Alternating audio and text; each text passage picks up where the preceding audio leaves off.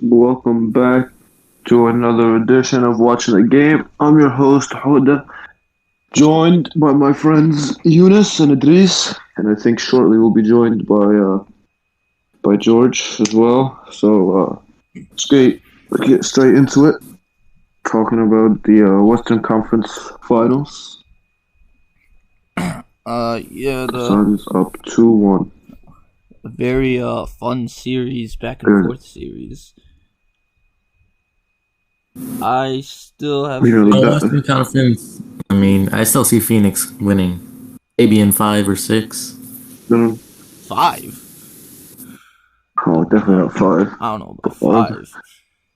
The down 0-2 Clippers are the best team in the world. They're a new breed. It's like Ty Lue refuses to change anything the first 2 games, but once they're down 2-0, boom, it's over. That was just Chris Paul's Russ game. I mean, once he's back, he's back. Him and D Book in the zone. That's the question though. Is Devin Booker gonna get back in the zone? He's been shut down the past 2 games by Patrick Beverley. This is true. Completely shut down. Shout out to Pat Bev making impacts on the series. Beverley That's wild. Gets too much hate. I know sometimes he fouls too hard and is a little dirty, it happens, but, every team needs a guy like Patrick Beverley. A guy who's not scared to guard the team's best defender, get in his head, completely shut him down. Mm-hmm. And then Reggie Jackson. This guy. Reggie Jackson's becoming one of my favorite players. Yeah, he's stepping up for sure for the Clippers. He's playing great enough. Did you guys see? Need someone. There was a meme that was like, Reggie Jackson looks like he went over to Dick's Sporting Goods and picked out every single basketball accessory possible. My man be walking out with the goggles, the headband, the arm sleeve. I really prefer it when he was, with OKC, and he was just fine. He had nothing on, now he's got everything. It's like the accessories. Yeah, he was a beast in OKC. The thing is with the Clippers, I mean, you saw last series in Game 7 when Game 6 and 7 when Terrence Mann finally came off the bench and popped off for the Clippers. But now it's the Reggie Jackson show, and you guys think? I mean, they don't have that one main player that could be the role player in for Kawhi Leonard. I mean, well, that's the thing. They're picking it up. They're picking it up by committee. They're picking up the slack by committee. Reggie Jackson's playing better. Terrence Mann has stepped up. Luke Kennard is giving him good minutes. Terrence Mann, dude, this guy, after he dropped almost 40 against Utah to win that series, this guy's built different. He's basically built in the same mold as Kawhi too. But we say that about every two-way wing. Oh, they're the next Kawhi, Well, Zubac was also way better in Game 3. I mean, Zubac came out. Dude got absolutely hammered because of the alley-oop. When he gave that up to Ayton. Him and Paul George got everyone was like, oh, you missed the free throws and you gave up that play. They came out, back up, had a great game. Now they're one game away from tying the series. I mean, give it up for Paul George for stepping up big time in this series. If the Clippers made the finals without Kawhi, nobody could ever make fun of Paul George again. Facts. Paul George is the greatest of all time. Yeah, let's relax a little, but sure. I'm also very annoyed that Cameron Payne decided to become a competent basketball player with the Suns. This guy was completely useless with the Bulls. I think completely useless would be an understatement. Yeah, he was pretty useful with the Thunder. I mean, those handshakes with Westbrook. He was Tank Commander, but at least Tank Commanders show something. We were like, oh yeah, you're gonna be our point guard of the future. Psych, you suck. That man was trash. You ever see the quote the other day? Ja Morant retweeted it because he saw Cameron Payne going off, and he was like, it was like a Bulls source was like, after the second practice, we knew he couldn't play in the NBA. I was like, damn. And Ja Morant retweeted, he was like, oh yeah, this guy's wrong. I was like, no, he wasn't wrong. He was right. This guy had to go overseas and then to the G League before he actually figured out, oh, I could be decent. Yeah. But give credit to him, bro. He didn't give up. He kept working, and now he's a competent NBA player. But he got injured though in that third game, in game 3. Yeah, that's tough for them. Do they know his status for game 4 or no? Not yet. I mean, it's not. Right. I mean, at least they got CP3 back. It's not that big of a deal. They should still win.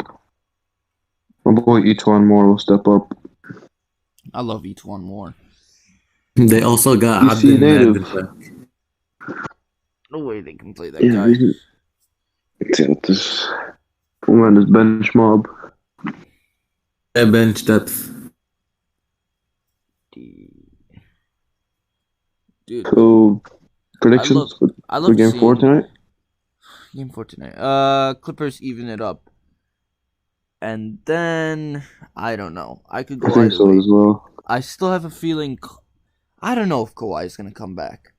Because, I feel like they've been setting him up to come back for game 6 of this series. But dude was sitting up there nowhere near the bench. And I'm just like, a guy who's going to come back soon doesn't do that. So I have no idea. I see the Suns winning tonight.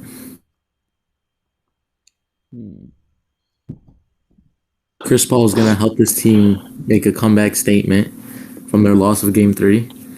And they're going to retake the momentum. Well, I think the Clippers even out the series. Behind my boy Paul George. Your boy Paul George. Playoff P, not pandemic P. Alright. He's vaccinated P now. That's why he's doing so good. That's a good one. Alright. Moving on to the Eastern Conference Finals. Bucks Hawks. Game 1 was very tough for Milwaukee because it's like they shut down the entire team except for Trae Young. He had 48 points, and then they lost at the end of the game. But there was a hint of hope because they forced Trae Young to turn it over 6 times. And that directly led to how they shut him down in game 2. Forced 10 turnovers from him. Beat him easily. Easily might be an understatement. I mean, they just absolutely whooped them. Yeah. They have 41 at one point. Yeah, game 1 is basically all Trae Young, and then if he had no option, just alley-oop to John Collins, pick and roll. Milwaukee stepped up on D in game 2. That. Game 2, they clogged the lanes. They switched more. They were like, you're not going to drive in and get to that floater spot where you can alley-oop it. So they forced him to take step-back threes, and that's not his game. He's only a 34% three-point shooter. His game isn't shooting threes. He was also at one point forcing it, which you got to relax. But it was mostly because of their defense. People mistake him for like Steph Curry light. He's a great player, but he's not really Steph Curry. Steph Curry shoots way better than 34% from three. Agreed. Yeah, 100%. Like, that's exactly how all these teams should have been playing. They should have, like the Knicks and the 76ers, both teams were too worried about him shooting threes. It's like he's going to hit a few, but you need to be more worried about that floater. That's why they lost. Yeah, because once he gets in that paint, he has so many options. Whether it's taking the floater or lobbing it up to Capella or John Collins or kicking out to Herder or Bogdanovich. Once he gets in that lane, he has too many options. See, I've learned, like, from watching the playoffs this year, a lot of teams don't do this, but there's another way you can have, like, as long as you have one star, if your team is built out very well, where you have depth at every position, you can make a run in the playoffs. Like, it may not be as formidable as having, like, a big three, right? But say you got the Hawks, they go too deep at every position. Point guard, Trae Young, Lou Williams. Shooting guard, Bogdanovich, Kevin Huerter. Small forward, even though he's hurt, DeAndre Hunter, and then Tony Snell or Cameron Reddish, you pick. Power forward, John Collins, Danilo Gallinari. Center, Clint Capella, Onyeka Okongwu. That's amazing depth. Like, I still wouldn't have predicted they'd get this far. But that's probably why their bench always comes up clutch. Even in the beginning of the season, I mean, we saw Atlanta's acquisitions in the offseason, and we said, I mean, this team might make a run. As you said, we don't know how far this run can take them. And it proved out to be for the better. They also were like, in the beginning of the year, they had all those injuries, and Lloyd Pierce was clearly holding them back. So it was like the perfect storm for them to end as the hottest regular season team and then continue on in the playoffs. But I still think their journey ends here because Milwaukee has all the defensive capability to shut down Trae Young, to limit the Hawks, and I don't see anyone, without DeAndre Hunter, I don't see anyone on the Hawks stopping Giannis. Yeah, he's just unstoppable. They tried putting Capella on him, but Capella is just a little bit too slow. And I don't know who else. Giannis' footwork is much better. That's where it sucks not having DeAndre Hunter, because if they had him, I mean, I'm not saying DeAndre Hunter would have been able to stop Giannis, but I'd much rather have DeAndre Hunter guarding Giannis than Capella. There's this weird trend, like, maybe not a trend, but there was examples both in 2018, 2019, where a playoff team, well, not a playoff team, but a team could really use, like, a 3-and-D player in the draft, and they pick them, and then they immediately trade them. So, like, in 2018, the Sixers, they had Mikal Bridges, perfect fit for their team, and from Philly, and they were like, we're going to trade him. Stupid trade. For Zaire Smith, right? Now, they got to pick that he didn't even play. They got to pick that they traded for Tobias Harris, which I guess helps, but they still should have kept Mikal Bridges to me. And then 2019, the Pelicans got the 4th pick from the Anthony Davis trade. And they could have picked DeAndre Hunter. Well, they did pick DeAndre Hunter, but then they traded him for Jackson Hayes and Nickeil Alexander-Walker. Now, I like Nickeil Alexander-Walker, but I still would have rather kept DeAndre Hunter. I see. Oh, God. Yeah, George, what are your thoughts on can we have your thoughts on the Bucks Sixers? Huh?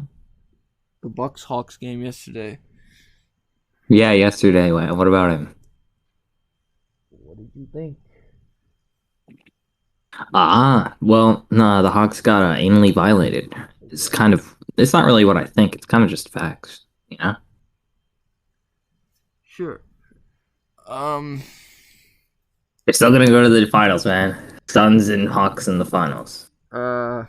I could see the Suns. I can't see the Hawks. Not after what happened yesterday. Nah, yesterday was a fluke, man. Tomorrow, next game's gonna be a dub, man. Just watch it. That or they'll pull like a Clipper or Nuggets or something. I don't know. This is a back-to-back round that the Bucks had a blowout playoff game in Game 2. They got blown out by Milwaukee, by Brooklyn, last round, and now they blow out Atlanta this round. The first 2 games for the Hawks have been the same because they won Game 1 in every series on the road, but then they lost Game 2 in every series. Question is Game 3. I think they're going to lose, and I would still say Bucks in 6 at this point. Hawks in 7.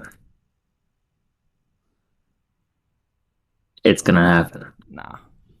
If it happens, it would be the most improbable Idrees, if run. you say it's gonna happen, it's not gonna happen. It would be the most improbable run in NBA Finals history, I think. That's what you were thinking with the Jazz, man.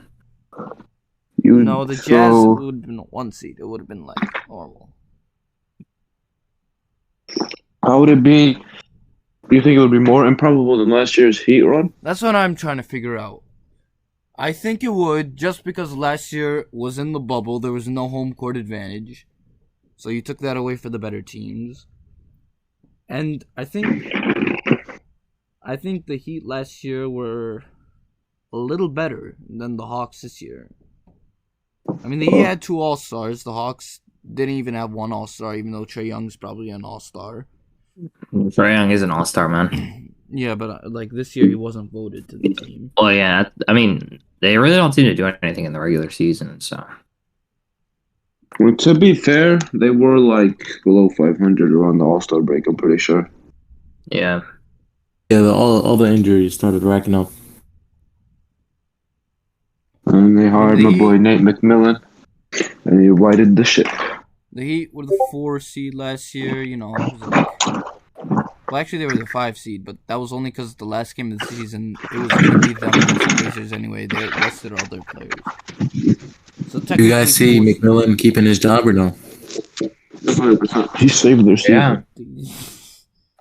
Yeah. I mean, they beat the Sixers, but that's because Ben Simmons sucks, so. The fact that he got them to the playoffs saved their season already. He was always going to be. And then they beat the Knicks, which was like, okay. And then they beat the 76ers. It's like, okay. And then even winning just 1 game against the Bucks would be like, dude, they got something. Well, they already won a game against the Bucks. Yeah. So, yeah, I'm, like I said, Bucks in 6. Hawks in 7. I'm Watch it gonna happen, man. go Bucks at 6 as well. You guys are going to be wrong. Just watch it. And that would be something else. Alright, moving on. Let's talk about Ben Simmons. One of my favorite players who's in a bit of a situation right now. I think he's probably going to get traded. I don't think they can try to do this any longer. Because Daryl Morey was like, alright. He came here, he was like, first year, alright, we'll roll with Simmons and Embiid. It looked like it was working. But then they get bounced in the second round. Yeah, but like, who would want him? Because he's kind of a liability in crunch time, so I know I really don't say think. that, but like, he's still an amazing player. Well, it's not that people say that; it's what happened, Idrees. No, I know. You know what I think he should evolve into? A Draymond Green type player. Focus on defense, and then on the offensive side, just focus on getting boards and passing the ball. Playmaking, yeah. I mean, I guess, but he's playing point guard, so But he can be way better than Draymond Green. The thing about Draymond is way better than Draymond Green. He might not, like, Draymond in 2015, 2016, 2017 was a really good 3-point shooter. Like, for a forward, he was, I mean, in the finals, in Game 7, he hit like 5 threes or something. He was insane that game. Ben Simmons, I don't think could ever do that. But what he could do is he could be way better finishing at the rim, scoring. Like, even this year, when Simmons took only like, I don't know what he did, but he still scored like 18 points per game. And he's not shooting threes at all. And he's barely shooting outside the paint. I don't know, 15 points per game. But he's at 16 points per game for his career. That's more than Draymond. I think there are teams out there that could use him. I just don't think his fit is with Philly. I've seen a couple rumors about like a CJ McCollum trade, or even a Chris Middleton trade, but I don't know. I don't think that would make sense. I don't think they're gonna trade Chris Middleton. Middleton wouldn't make sense because then the Bucks are screwing themselves. Now you have Giannis and Simmons. Yeah, you don't need two players that can't shoot at all. Well, kind of can't shoot. You should only have like one guy on the court who can't shoot at all from three. Yeah. What do you guys think it would take? What would it take for a Damian Lillard trade? Simmons and who else? Not happening. That's gonna be a lot. It would be Simmons. Every pick they have for the next like 5 years.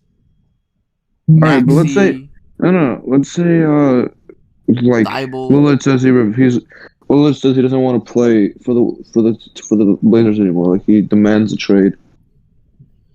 It would have to be like a Harden deal, So, like like- what the Nets did. Everyone that's young on your team, plus every single pick for the next 6 years. I mean, that's just how it would be. I don't know. I mean, I think it's more likely he gets traded for McCollum. Like, Agreed, but I mean, Watch him not get traded. But if you're the Sixers, it wouldn't hurt trying to ask about Lillard. oh yeah, you can ask. But like, here's the thing about if he got traded for McCollum. McCollum with the Sixers, it would be free of Lillard. So he could be like the guy on the perimeter. And he could average like 25 and 7 assists per game. Yeah, but I get the feeling they're probably gonna want more than just CJ McCollum for Ben Simmons because Probably. he's an all-star and everything, but like They'd he's get, kind of like, ass at the same time. Picks, probably. Probably be like, I think I would want to see Simmons on the Blazers because who's the winner in a CJ McCollum and Norman Powell for Ben Simmons and Seth Curry? Who wins that one? Probably the Sixers, Philly, right? 100%. Philly. Yeah. it's close. I mean, I don't think Powell or Curry would be involved in this type of trade. I really think it would just be McCollum and picks for Simmons. Yeah, probably. Maybe like Simmons to the Mavs or something like that. Like Yeah, that wouldn't make sense either, to be honest. maybe yeah. You know what I want to see, but it's too bad that they probably don't have like the exact things the 76ers want. I want to see Ben Simmons on the Warriors. Think of a lineup: Curry, Clay, Wiggins or Oubre, Draymond and Simmons. Like, you're not getting a lot of shooting from Draymond or Simmons, but that's offset because But you have Curry. Well, Clay, where are you gonna put Simmons? at You the, play him at you could center. honestly, you could play him at center. Yeah, that would work. 6'10", 6'11". Yeah, no one has tried it, but I think it honestly worked. I mean, because the Sixers really can't try because they haven't beat. They've always said, I've always seen people say they should play him as backup center for Embiid, and I'm honestly surprised they never tried it. I mean, why would they do that? Who do they have on the offensive side of the ball besides Harris and maybe Curry? You always That's want to true. mix up your lineups, is what I'm saying. Like the Nets aren't always playing the big three together, except at the beginning of the game, the beginning of the third quarter, and at the end of the game.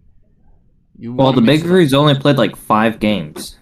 Like, I know, I'm just using an example. But your lack of shooting between Simmons and Draymond is offset because you have two of the greatest shooters of all time. The problem is, what would the Sixers want? They would want the 7th and the 14th picks, Wiggins or Oubre, I guess. I mean, they're good enough 3-point shooters, but I don't know if they're probably aiming higher with Ben Simmons and then Wiseman, but they already have Embiid. That's the problem. Philly wants a few picks. They should head over to Sam Presti. Try to get Shea. They're not getting Shea. Shea is untouchable. They could do They could do Simmons for Kemba Walker and picks. Maybe. But although they probably don't want someone that's always injured. That's the thing. Yeah, he has a point. Simmons is still 24. He's an all-star. If you're gonna give him away, you're not giving him away for like an old player. Probably have to give up Wiseman, the 2 picks that they have this year, a couple future picks, and then maybe Wiggins like Oubre or Wiggins. Yeah, one of the 2. But I feel like the 76ers, I mean, it's not impossible. It's not, but the 76ers probably want a guard who can create for himself and shoot and distribute decently. Which is what McCollum is. Kemba when he's healthy. When he's healthy, though. Yeah. The Spurs make sense for Simmons, but also I don't know what they have that the Sixers want. Keldon Johnson and Lonnie Walker.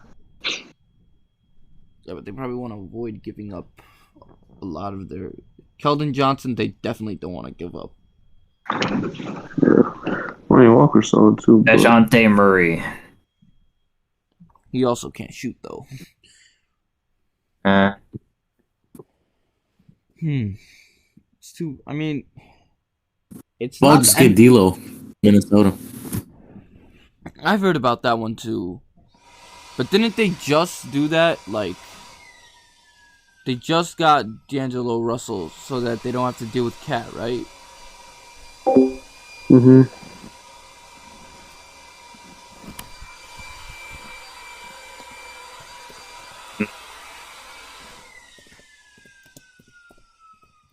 Yeah. Well, They traded for D'Lo so they can keep Cat. It wouldn't make any sense for them to trade D'Lo right back. yeah. Unless they traded Anthony Edwards for Ben Simmons, but that would make no sense because Anthony Edwards is a superstar. Yeah, I don't think Minnesota's gonna trade Edwards. I'm thinking. I don't know. Sexton for Simmons. I'm kidding. Sexton and Maybe I seen one. There was one. It was my cousin was telling me about it yesterday. It was the Cavs trade Sexton and number 3. They get Ben Simmons and then 16 and 18. Then the Sixers get Kemba Walker and something else, and the Thunder get Colin Sexton and something else. Those are the those are the baselines of the trade. I forgot the exact details. Although, wouldn't you be sad if Colin Sexton got traded? Yeah, I would. I mean, but if That's the one after Malcolm Brogdon. But if we got us Ben Simmons, I wouldn't be that mad. I'd rather have Sexton over Ben Simmons, to be honest. Sexton's a good scorer and all, but he doesn't do like everything else. Simmons is better than him at. And well, he can shoot, which is something Simmons can't do also. Yeah. So he can't be exploited like that. So I mean, I'm interested to see what the Cavs do with Sexton because they got the 3rd pick, and people are thinking they'll pick Suggs and trade Sexton, or they'll do that with Garland. You know, the same rumors Maybe. we get. I want him to take Jalen Green and then just move Sexton to the 6th man. I think he'd flourish in that role anyways better. maybe. Definitely possible. Maybe Ben Simmons to the Mavericks for Kristaps and Tim Hardaway Jr. I don't know. I don't even know if Why that not? worked. Porzingis and Luka and Ben Simmons, that probably would. Yeah. Yeah, that would be a bad trade for I mean, both they teams. could play Ben Simmons Dallas at is giving up too center. much for that. I mean, Kristaps is probably going to get traded anyways. Yeah, but like for who? That's the question. Ben Simmons. But Ben Simmons is worth way more than Kristaps Porzingis in a trade, probably. That's why Tim Hardaway Jr. is in there, man. Probably not. Yeah. I don't know. I mean, we'll see. Maybe for Julius Randle. Yeah, no. Knicks would never do Oh, Randall's put where he is. Maybe send him to the Hornets or something. Ooh, for like Miles Gordon Bridges. Hayward. Miles. Miles Bridges is a dog. Yeah. I think we're getting too much. We're getting too sidetracked here. What are we even talking about? We're talking about trades. There's really nothing else to talk about. I will say, at least, I'm still sick of seeing people say, oh, the Rockets were right to take the Nets deal instead of the 76ers deal. Because you get less picks with the 76ers, yeah. but you still get Simmons, and then you get Maxey or Thibault, and you still get first rounders, just less than with the Nets. And then you could flip Simmons for more picks. Yeah, they're absolute idiots for not taking that deal. Moving on, let's quickly go over some of the lottery results that happened. The Pistons got the first pick. And Rockets with the second. I like what the Pistons' potential lineup looks like next year. Got Killian Hayes, Cade Cunningham, Jeremy Grant, Sadiq Bey, and Nazir. Sadiq Bey. I mean, that's a pretty good starting lineup for the future. Yeah. You got star player. You got a player who most improved candidate last year, first team all rookie, and then Hayes. Obviously, everyone's high on his playmaking. Potential is really good. And then number 2, the Rockets, right? So yeah, the Rockets could pick anyone here. I could see him taking Green or Suggs or Mobley, but I think the most likely is probably Evan Mobley. They pick Mobley. They have to trade Christian Wood because I don't think Christian Wood and Evan Mobley could play together. I mean, that wouldn't be terrible trading Wood for like another young forward. Yeah. And then just completely just going towards the rebuild with KPJ, Jayshawn Tate, Mobley, and whoever else they would get in a trade. They're not gonna be Maybe like contenders anytime soon. So they just need to be like best player. We'll figure out the fit later. Yeah. Cavs, like we said. Someone said Evan Mobley to the Cavs. I don't think that makes sense because Allen's there. Yeah, the fit would be, the spacing would be weird. I'm sure they might be able to just figure it out, but the spacing would definitely be like atrocious. So I think it's more likely to get. What if Toronto decides to move up a pick? I've heard about this. It's like Toronto swaps with Houston. They get Mobley. That would actually be very good because then Toronto's starting lineup is Van Vliet, Gary Trent, Anunoby, Siakam, Evan Mobley. Then you have Boucher off the bench. Maybe Lowry if he comes back, but I don't think he will. I mean, that team is back in the playoffs. Yeah, I personally think that the Raptors have a much better season, like a great bounce back season next year. Because people got to remember that they literally had to sleep in a hotel the entire season last year and play in an arena that wasn't theirs in a city like on the up end of the continent of theirs. Like they used to be in Canada. They had to be in Tampa Bay, Florida. There's a big difference. Yeah, I think everyone will bounce back, Anunoby will take another step forward. Siakam will go back to all-star form. The real hole, like, Boucher is good, but they need, like, another center. That's if they got Mobley, that would be amazing. Yeah, I agree. Then fifth, the Magic. Magic should just take whichever of the top 5 are best players are still available. Probably be Jonathan Kuminga. That would fit nicely with Jonathan Isaac. After that, it's like free for all because all the players are bunched up. You got Scotty Barnes, you got Jalen Johnson, Davion Mitchell, those types of guys. They'll go to OKC, Golden State, Orlando again. Very interesting to see. What if the Magic call and offer the Cavs 5 and 8 for number 3, I think they should take it personally. That's a lot. Because then you still might be able to get Suggs at 5. You still might be able to get Suggs at 5, and then you'd also be able to get like maybe a Scotty Barnes type player at number 8, and that would be beautiful. I think that's too much to give up. Well, let me see. Okay, when the Pelicans and the Hawks did that trade I was talking about earlier, it was 9. I mean, obviously, it would only happen. Let me see. Obviously, it would only happen if like the Magic had their eyes on someone that they really, really wanted.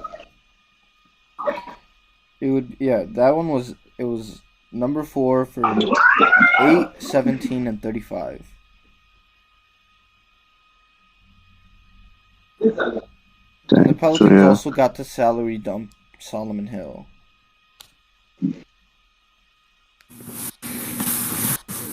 So I think it would take. I mean, it's just a possibility. To trade I don't think it would have. for those two. I mean, they have another pick in like the middle of the first round, right? Maybe that for 3 if the Cavs don't have any preferences. The top 3 player.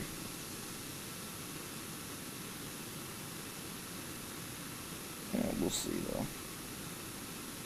Alright, last topic of the day. Let's do some round of 16 Euro predictions. The first game is already done. Denmark destroyed Wales. Next is Italy versus Austria.